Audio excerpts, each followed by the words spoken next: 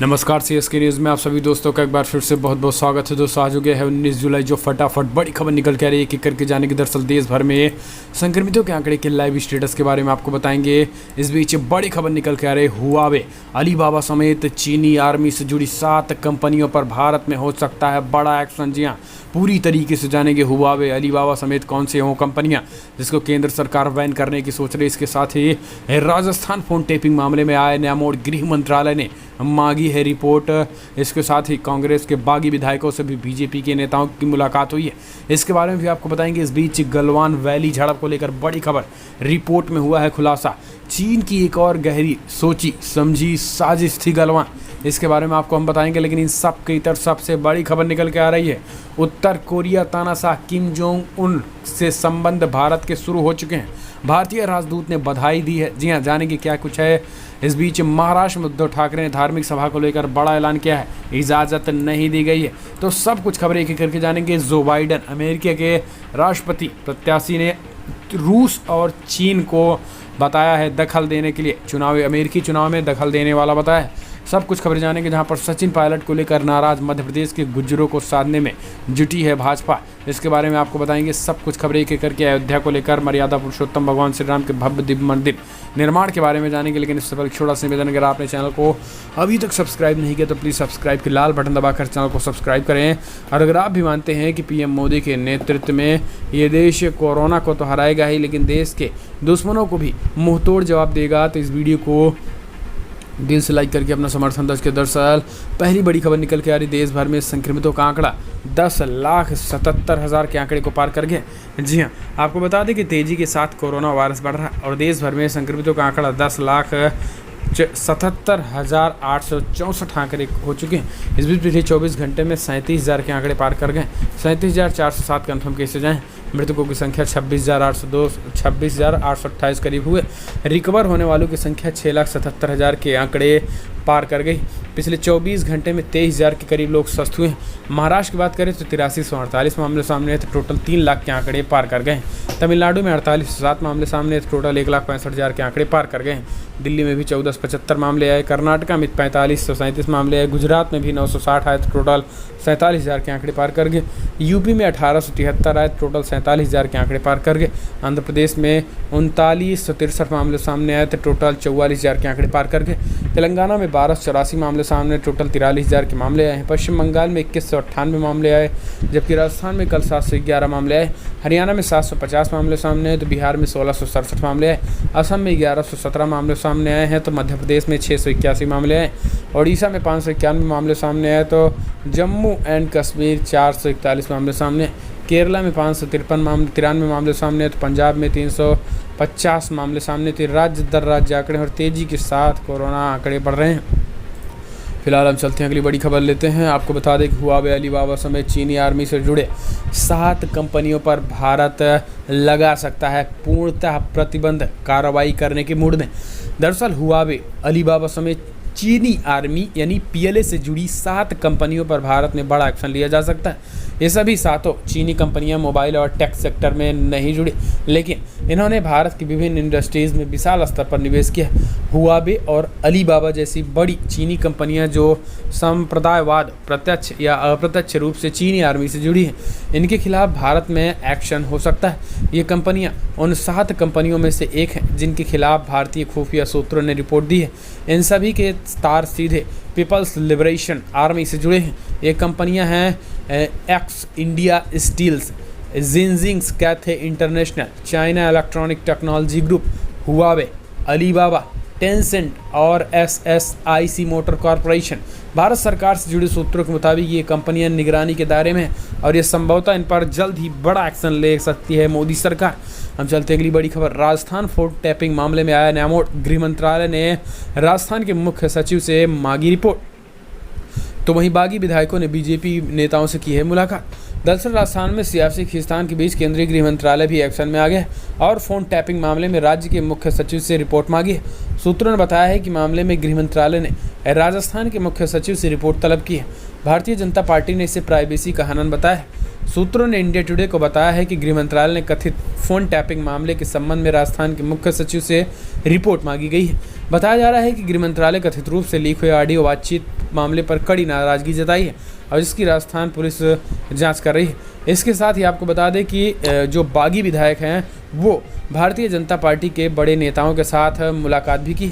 इसके साथ ही आपको बता दें कि बीजेपी के नेताओं से मुलाकात करने के बाद मामले और पूरी तरीके से बढ़ गए हैं। हम चलते हैं अगली बड़ी खबर लेते हैं। गलवान वैली झड़प रिपोर्ट में हुआ बड़ा खुलासा। चीन की एक गहरी और सोची समझी साजिश थी ये हिंसा।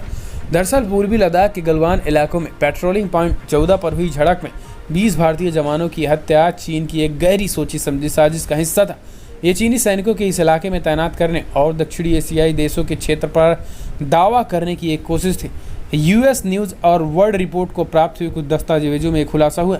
अमेरिकी समाचार के राष्ट्रीय सुरक्षा संवाददाता पॉल डी सिगमैन्स ने लद्दाख में सेनाओं के बीच पिछले महीने हुई हिंसक झड़पों पर भारत सरकार की सोच के बारे में जानकारी देने वाले दस्तावेजों का हवाला देते हुए कहा है कि भारत लद्दाख में हुई ताज़ा मुठभेड़ को चीन की साम्राज्यवादी डिज़ाइन से जोड़कर देखता है, जो कि विस्तारवाद के लिए प्रत्यक्ष सैन्य कार्रवाई से बचता है, लेकिन कई देशों की संप्रभुता और अर्थव्यवस्थाओं को भेदने और कमज़ोर करने के लिए जबरदस्ती कूटनीति का समर्थन करता है।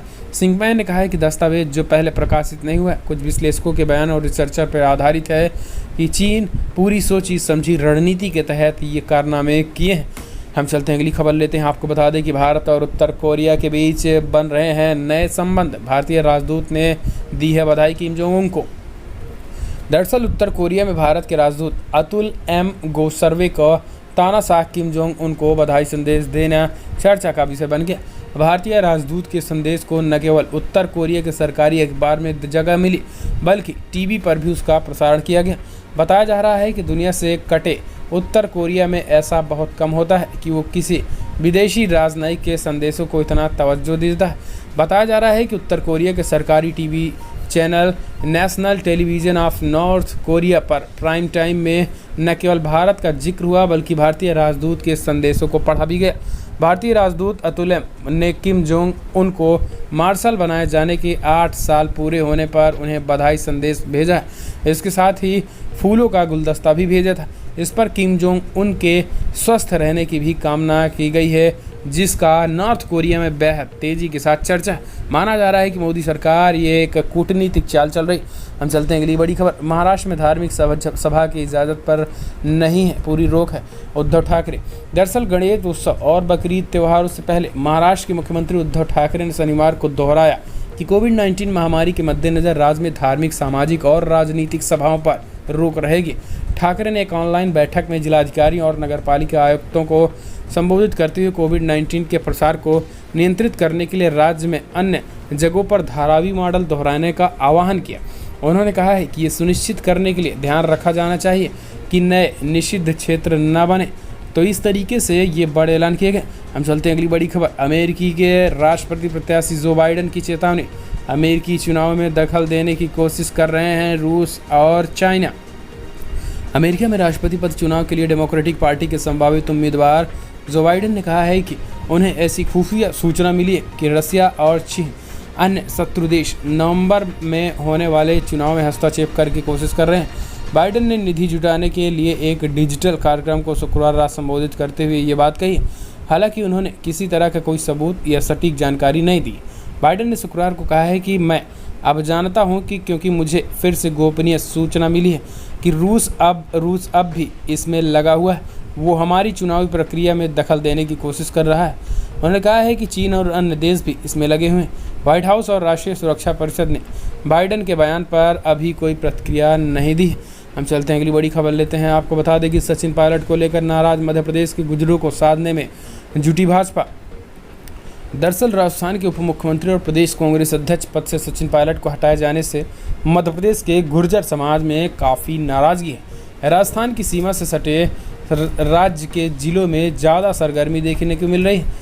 ज़्यादा ही मध्य प्रदेश में विधानसभा की 26 सीटों पर उपचुनाव होने, इसलिए गुर्जर समाज की नाराज़गी को हवा देने में सक्रिय हो चुकी है बीजेपी। उपचुनाव की सर्वाधिक सीटें गुर्जर बाहुल्य इलाका ग्वालियर चंबल संभाग में ही, इसलिए भी भाजपा की मुहिम तेज है। पूर्व केंद्रीय मंत्री व सांसद ज्योतिरादित्य सिंधिया के साथ कांग्रेस छोड़कर भाजपा में शामिल हुए ऐंदल सिंह कसाना को शिवराज सरकार में मंत्री बनाकर भाजपा ने गुर्जर समाज का प्रतिनिधित्व दिया। इसके अलावा भाजपा अपने पुराने गुर्जरों नेताओं को आगे कर समीकरण तैयार कर रही है। राजस्थान में चल रही सियासी उठापटक की तपिश मध्य प्रदेश में भी महसूस की जा रही है। हम चलते हैं, अगली खबर लेते हैं। आपको बता दें कि जयशंकर ने कहा है कि पीएम मोदी ने वैश्विक समुदाय को एक इको सॉफ्ट एजेंडा पर कड़ा संदेश दिया है। विदेश मंत्री एस जयशंकर ने पीएम मोदी के उस भाषणों का जिक्र करते हुए जिसमें उन्होंने खास करके United nation economics and social council यानी इसको एजेंडे में बड़ा जो कड़ा संदेश दिया था, खास करके सबका साथ, सबका विकास और सबका विश्वास, इसका पीएम मोदी ने जो मूल मंत्र यूएन में अपने भाषणों में दिया उसका जिक्र करते हुए विदेश मंत्री एस जयशंकर ने स्पष्ट तरीके से उन्होंने कहा है कि पीएम मोदी की ये भाषा यूएन पूरे दुनिया को जोड़ने का काम किया है, पूरी दुनिया को भारत में अपनी विचारधारा को फैलाने में मजबूती दी। खास करके यूएन में पीएम मोदी के भाषण से एक भारत का एक मजबूत प्रतिनिधित्व का कहीं न कहीं एक शुरुआत हुई है और इस मजबूत प्रतिनिधित्व से भारत की दशा दिशा ही नहीं बल्कि भारत पूरी दुनिया की दशा दिशा बदलने में हेल्प करेगा। हम चलते हैं अगली बड़ी खबर दुनिया भर में, जो आपको बता दें कि अयोध्या से बड़ी खबर निकल के आ रही। 2023 तक राम मंदिर बनाने का लक्ष्य, पीएम मोदी 3 या फिर 5 अगस्त को कर सकते हैं शिलान्यास। दरअसल अयोध्या में राम मंदिर निर्माण के लेकर तैयारियां जोरों पर हैं। शनिवार को राम जन्मभूमि तीर्थ क्षेत्र ट्रस्ट की बैठक हुई जिनमें भूमि पूजन की तारीख पर चर्चा हुई। ट्रस्ट की ओर से भूमि पूजन की तारीख का 2 विकल्प रखा गया, पहला 3 अगस्त और दूसरा 5 अगस्त। प्रधानमंत्री कार्यालय को ये दोनों तारीखें भेजी गई। भूमि पूजन की तारीख का आखिरी फैसला प्रधानमंत्री कार्यालय को ही लेना है। वहीं मंदिर के साल 2023 तक बनकर तैयार होने की उम्मीदें जताई जा रही हैं। बैठक के बाद राम जन्मभूमि तीर्थ क्षेत्र ट्रस्ट के महासचिव चंपत राय ने कहा कि सामान्य हो जाने के बाद फंड एकत्र किया जाएगा। तो ये एक बड़ी अपडेट है। हम चलते हैं अगली बड़ी खबर लेते हैं। आपको बता दें कि गवर्नर से मिले सीएम गहलोत, अपने बहुमत का ठोका दावा, 102 विधायकों का पत्र सौंपा। आपको बता दें कि राजस्थान में तेजी के साथ बदल रहे घटनाक्रम के बीच मुख्यमंत्री अशोक गहलोत ने राज्यपाल कलराज मिश्रा से मुलाकात की। कलराज मिश्रा से मिलकर उन्होंने 102 विधायकों के समर्थन की चिट्ठी सौंपी। इसके साथ ही उन्होंने अगले सप्ताह शॉर्ट टर्म विधानसभा सत्र संभव कराने की बात कही। विधानसभा अध्यक्ष से भी मुलाकात करके जल्द से जल्द एक सप्ताह विधानसभा सत्र कराने की बात कही जा रही है। तो ये अपने आप में तेज़ी के साथ राजस्थान सरकार काम कर रही है। हालांकि आपको बता दें कि वहाँ की रीजनल पार्टी बीटीपी जिनके पास 2 विधायक हैं, उन्होंने राजस्थान सरकार का समर्थन किया है। हम चलते हैं अगली बड़ी खबर लेते हैं। आपको बता दें बिग ब्रेकिंग निकल के आ रही है।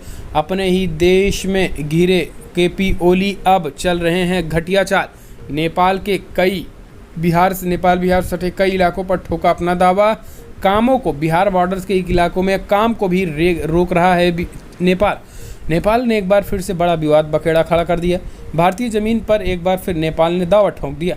दरअसल भारत और नेपाल सीमा पर स्थित सीता गुफा के पास एक पिलर को उखाड़ दिया। स्थानीय लोगों ने इस बात की जानकारी प्रशासन को दे दी है। जानकारी मिलने के बाद एसएसबी के जवान और पदाधिकारी मौके पर पहुंचे। दरअसल नेपाल के प्रधानमंत्री ओली के बयान का नेपाली नागरिक भी समर्थन करने लगे हैं।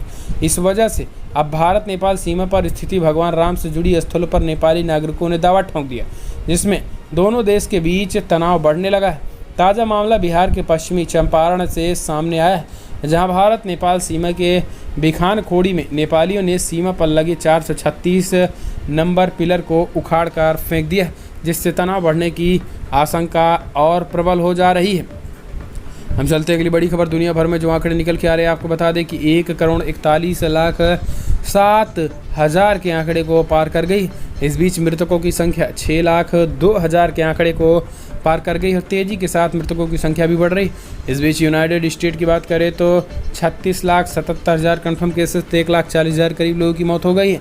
ब्राज़ील में 20,64,000 कन्फर्म केसेस, तो वहीं 77,000 करीब लोगों की मौत हो गई।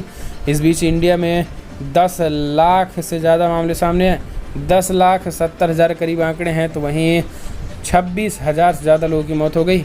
रसिया में भी 7,65,000 कन्फर्म केसेस, तो वहीं 12,500 करीब लोगों की मौत हो गई। तो दुनिया भर में दोस्तों ये आंकड़े। फिलहाल बड़ी खबर में इतना ही, लेकिन अगर आपको वीडियो पसंद आया तो लाइक करें, शेयर करें, कमेंट के माध्यम से अपनी राय देना ना भूलें। इस वीडियो में इतना ही। जय हिंद, वंदे मातरम।